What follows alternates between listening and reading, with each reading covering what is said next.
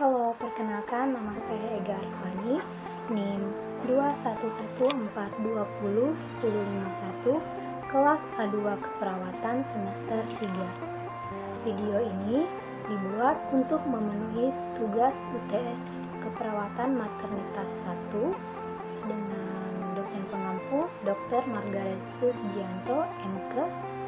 Nah, di sini saya akan membahas tentang apa itu antenatal care.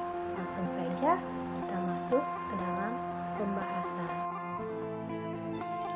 Halo sahabat cantik. Di video kali ini aku akan membahas tentang asuhan antenatal care atau sering disebut ANC. Sebelumnya, apa sih itu ANC? ANC adalah layanan yang diberikan oleh petugas kesehatan seperti bidan kepada ibu hamil untuk memantau kesejahteraan ibu dan janin. Karena setiap ibu hamil memiliki hak untuk memperoleh pelayanan kesehatan yang terbaik baginya selama kehamilan. Menurut Permenkes RI nomor 97 tahun 2019, ANC minimal dilakukan 4 kali selama masa kehamilan, dengan rincian 1 kali pada trimester 1, 1 kali pada trimester 2, dan 2 kali pada trimester 3. Menurut Permenkes itu juga terdapat 10 standar ANC yang berkualitas. Yang pertama, timbang berat badan dan ukuran tinggi badan. Menimbang berat badan bertujuan untuk memperkirakan pertumbuhan janin. Jika pertumbuhan berat badan ibu hamil kurang dari 9 kg atau kurang dari 1 kg per bulan, maka dikhawatirkan adanya gangguan pertumbuhan pada janin. Sedangkan pengukuran tinggi badan pada awal kehamilan bertujuan untuk mendeteksi adanya CPD atau Spalospelvic Dysfunction atau panggul sempit. Karena ini sering terjadi pada ibu yang tinggi badannya kurang dari 145 cm. Dan yang kedua, pengukuran tekanan darah.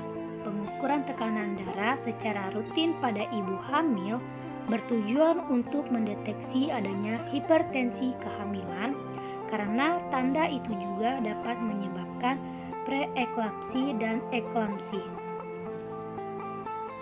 Dan yang ketiga, menilai status gizi ibu atau lila.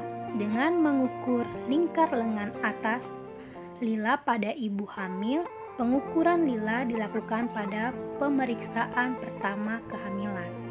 Bila lila ibu kurang dari 23,5 cm, maka dikhawatirkan ibunya mengalami KEK atau kekurangan energi kronis.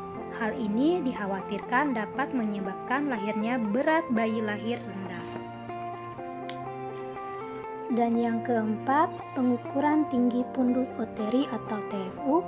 Pengukuran tinggi fundus uteri pada masa kehamilan digunakan untuk memperkirakan pertumbuhan janin. Apabila tinggi fundus uteri tidak sesuai dengan usia kehamilan, maka dikhawatirkan adanya gangguan pertumbuhan janin. Dan yang kelima, menentukan presentasi dan denyut jantung janin. Pemeriksaan presentasi dilakukan mulai akhir trimester 2 sampai pemeriksaan ANC selanjutnya. Pemeriksaan ini bertujuan untuk mengetahui letak dan posisi janin. Sedangkan pemeriksaan DJJ dilakukan dimulai pada akhir trimester pertama. DJJ normal berkisaran antara 120 sampai 160 kali per menit. Dan yang keenam, memeriksa status imunisasi tetanus toxoid pada ibu. Imunisasi berguna untuk mencegah tetanus neonatal pada bayi atau kenjong. Ibu setidaknya harus memiliki status T2 untuk mendapatkan perlindungan tetanus toxoid, sedangkan ibu yang telah berstatus T5 tidak perlu lagi melakukan imunisasi TT. Dan yang ketujuh, memberikan tablet zat besi atau tablet tambah darah. Pemberian tablet zat besi atau tablet tambah darah berguna untuk mendeteksi bila ibu mengalami anemia yang dapat menyebabkan pendarahan pada persalinan. Dan yang kedelapan, pemeriksaan laboratorium. Pemeriksaan laboratorium terdiri dari dua jenis, yaitu rutin dan khusus. Pemeriksaan rutin adalah yang dilakukan wajib oleh ibu hamil, misalnya pemeriksaan golongan darah, misalnya hemoglobin darah, malaria, HIV, dan lain-lainnya. Sedangkan khusus dilakukan dengan indikasi tertentu, misalnya BTA untuk ibu menderita tuberkulosis. Dan yang kesembilan, penanganan khusus. Jika di ibu hamil terdapat tanda bahaya, maka dapat segera dilakukan penatalaksanaan atau solusi dari masalah tersebut. Dan yang ke-10 adalah pemberian konseling atau KIE yang wajib diketahui oleh ibu hamil seperti kesehatan ibu, perilaku hidup bersih dan sehat, dan keluarga dan suami mendampingi ibu, tanda dan bahaya, kehamilan persalinan dan nifas, asuhan gizi seimbang, imunisasi menyusui dini atau IMD, ASI eksklusif, KB pasca persalinan, dan lain-lainnya.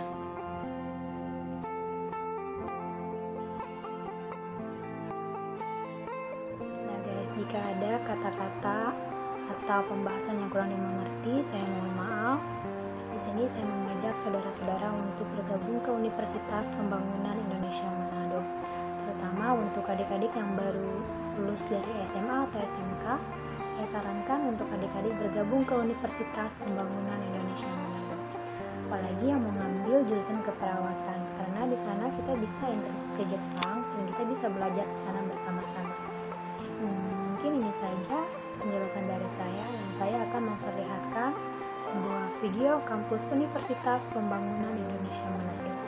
Jangan lupa ditonton guys. Selamat datang di Universitas Pembangunan Indonesia Manado yang terletak dekat dengan kawasan bisnis Bahu Mall Manado. Tempatnya di Kelurahan Bahu, lingkungan 3 Manado, sangat strategis di pusat kota Manado.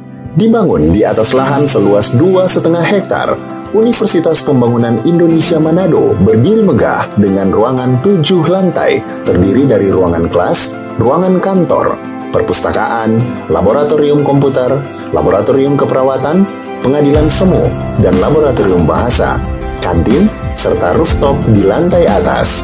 Universitas Pembangunan Indonesia Manado memiliki 6 fakultas dengan program studi, yaitu Fakultas Pertanian, Prodi Agribisnis, Fakultas Hukum, Prodi Hukum, Fakultas Teknik, Prodi Teknik Elektro dan Teknik Sipil, Fakultas Ilmu Sosial Ilmu Politik, Prodi Ilmu Politik, Fakultas Sastra, Prodi Sastra Inggris, Fakultas Keperawatan, Prodi Ilmu Keperawatan, dan Profesi Nurse.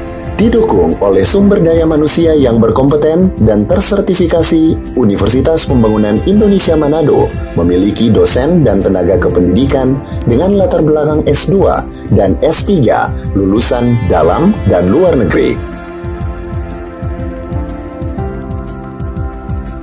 Proses belajar mengajar dilaksanakan dengan teknologi informasi merujuk perkembangan dunia modern saat ini, dilakukan dengan sistem e-learning dan sistem ujian online atau ULAIN.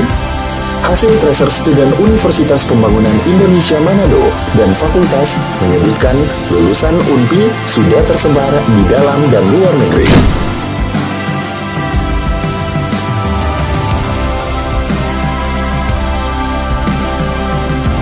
Selamat bergabung putra-putri terbaik bangsa.